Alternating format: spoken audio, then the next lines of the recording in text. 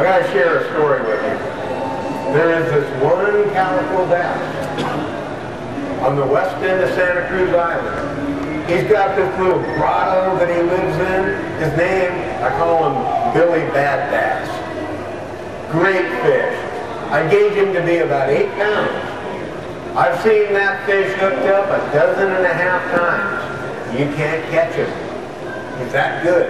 This grotto he lives in, all he's got to do is dash out, bite your bait, move over 1 foot, and your line is wrapped around the rock. He's got you.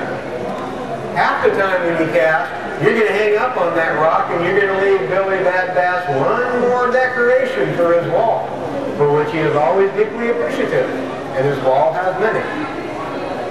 Me and Billy go back a ways. Billy counts on me to bring people along that leave him some more decorations. One day, somebody's going to be using a super braid line. There's a new one coming out. I can't wait to spool up with it. Ordered some, just got it at home before I came down here.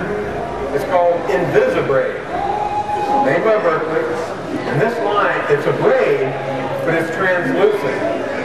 That's going to really help. But somebody's going to hook Billy Bad Bass and pull him out of that grotto, bring him aboard, and I am going to nearly beg that person to let Billy Bad Bass go. That's just too good a bass to keep. Besides, he's the hero of a children's book now and everything else. You can't hardly keep a fish like that. Anyway, that kind of fishing is exactly what I'm talking about, where there's these little pockets and whatnot that you cast into, strategic cast. You just put that thing just right in there, a foot from the rocks, bring it out really slow. The reason, these bass hang down there below the rocks and at the base of the cliffs, and they just look up and wait to see what a swell brings in. When this lands, that fish has to see it, decide its food, make a killing decision, chase it down, and pounce on it, all within a few feet of the rocks.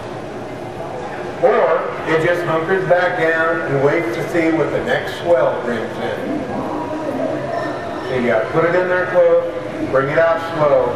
Now the funny part is, that's usually what happens. With these calicos, they didn't read this rule book, you know.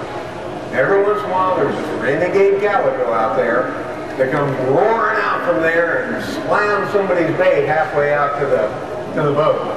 And it's always funny too, because people are so used to this, they'll be reeling it out real slow and careful, and they'll get about halfway back out, and they'll relax and start turning the handle faster and turn and start talking to their buddy. And about that time, I've seen their rod almost get ripped out of their hands by some big calico bass that blasted out there and inhaled it halfway to the boat. At that point, that bass is in a hurry to get back to safety, so it wants to bite that thing, turn around, and just run. When that happens, I turn around real quick and I look to see if there's somebody else who is reeled up and ready to cast. And I tell them, fire, right beside and behind that one, fast. If somebody can get another bait, swim bait, right beside and right behind that one fast enough, they frequently catch a bigger bass. Because that first bass, we're going to call him Joe. Old Joe saw something out there and he came blasting out after it. But it's not usually exactly the biggest bass out there that does this.